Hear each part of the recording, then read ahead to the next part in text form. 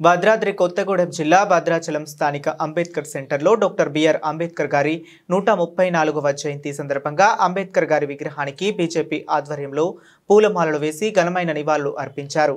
Bhadrachalam BJP party in-charge Kunjadharma Ambedkar గారి ఆశయ సాధన కోసం ప్రతి ఒక్కరూ కృషి చేయాలి అని, భారత రాజ్యాంగ నిర్మాత డాక్టర్ బిఆర్ అంబేద్కర్ ఆశయ సాధనకు ప్రతి ఒక్కరూ కృషి చేయాలని తెలియపరిచారు. ఈ కార్యక్రమంలో బీజేపీ పార్టీ కార్యకర్తలు, అభిమానులు డాక్టర్ బిఆర్ అంబేద్కర్ గారికి ఘన నివాళులు అర్పించారు. మన రాజ్యాంగ నిర్మాత,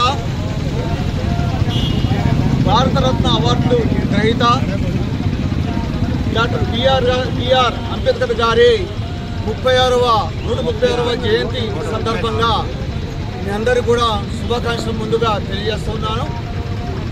మీకు తెలుసు, ఇవాళ మనం అందరం కూడా ఈ టైప్ ఇక్కడ నిలబడి మాట్లాడుతున్నామంటే, అంచెలుగా చదువుకొని పైకి వెళ్తున్నామంటే అది అంబేద్కర్ గారి యొక్క దీక్షే. ఈరోజు చాలామంది ఎస్టీ, ఎస్సీ, బీసీ, మైనార్టీ వాళ్ళు చదువుకోవడానికి ఆయన ఆనాడే వీళ్ళకి విద్యాలయాలు ఏర్పాటు చేయాలని, హాస్టల్స్ ఏర్పాటు చేయాలని, విద్య చాలా ముఖ్యమైన పాత్రలో పెద్ద ప్రచారం చేశారు. అనంతరం అవి మొత్తం కూడా ఇవాళ ఒక కాయల్లో కాసి అందరికీ ఫలాలిస్తూ ఉన్నాయి. అదేవిధంగా అస్పృశ్యత ప్రధానంగా ఎక్కడైతే కుల వివక్ష ఉందో చాలా దారుణంగా ఉంది మన భారతదేశంలో. నేను ప్రపంచం మొత్తం అధ్యయనం చేశాను, ఎక్కడ ఇలాంటి కుల వివక్ష లేదు. కానీ మన భారతదేశంలో ప్రత్యేకించి కుల వివక్ష ఉంది. అందుకనే ఇక్కడ అభివృద్ధి శూన్యం ఉండే పరిస్థితి కనపడదు. కాబట్టి మొట్టమొదటిగా ఈ భారతదేశంలోని కుల వివక్ష నిర్మూలించాలి, అందరికి సమాన హోదా, సమాన హక్కులు, సమాన ఆర్థిక వ్యవస్థ కావాలనే పద్ధతిలో గట్టిగా ఎలిగితి సాటిన నాయకుడు అంబేద్కర్ గారు. ఆయన లేబర్ ఇండిపెండెంట్ లేబర్ పార్టీ కూడా పెట్టి దీని మీద పెద్ద ఎత్తున ఉద్యమం చేశారు.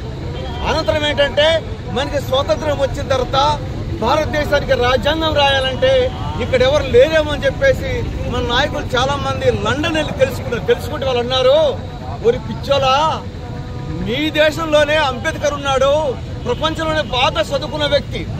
ప్రపంచంలో మొత్తం ఇద్దరు వ్యక్తులు బాగా చదువుకున్న వ్యక్తులు ఉంటే అందులో number 1 Karl Marx, number 2 Ambedkar. ఆయనకు అన్ని తెలుసు. ఆయనతో సంప్రదించాడంటే ఆయన పార్లమెంటు సభ్యుడు కాదు కాబట్టి ఆయనకి కాంగ్రెస్ పార్టీలో పార్లమెంటు సీట్ ఇచ్చి ఆయనకి న్యాయశాఖ మంత్రిని చేసి రాజ్యాంగ నిర్మాతకి ఆయన పురిమలు ఇచ్చారు. ఎందుకంటే పార్లమెంటు సభ్యుడు కాదు, రాజ్యాంగం రాసే హక్కు లేదు కాబట్టి ఆ విధంగా చేశారు.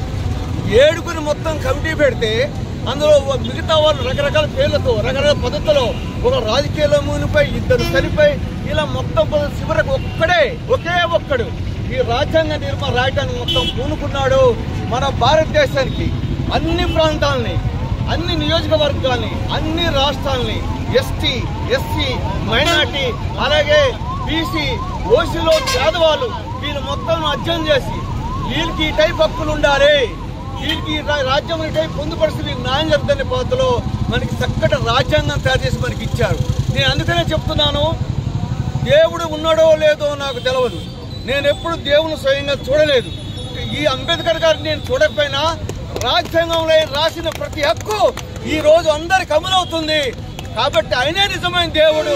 బహుశా దేవుడు అనేవాడు ఉంటే ఆయన రూపం మనకు వచ్చాడేమో అనిపిస్తుంది. అంత గొప్ప నాయకుడు.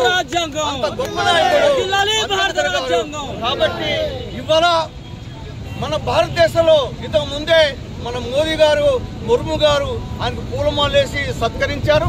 అలాగే దేశ వ్యాప్తంగా ఎక్కడ చూసినా ప్రతి గల్లీలోను, ప్రతి పట్టణంలోనూ అంబేద్కర్ యొక్క విగ్రహానికి పూలమాలేసి ఆయనకు నివాళులర్పిస్తున్నారు, ఆయనకు శుభాకాంక్షలు చెప్తున్నారు. కాబట్టి ఆయన మనం మర్చిపోకూడదు. మన దేశాన్ని మొత్తం రక్షణ కల్పించి, చట్టాలు కల్పించి మనం న్యాయం చేసిన అంబేద్కర్ని మర్చిపోవద్దని చెప్పేసి మేము తెలియజేస్తూ మరోసారి శుభాకాంక్షలు తెలియజేస్తూ ముగిస్తున్నాను. నమస్కారం.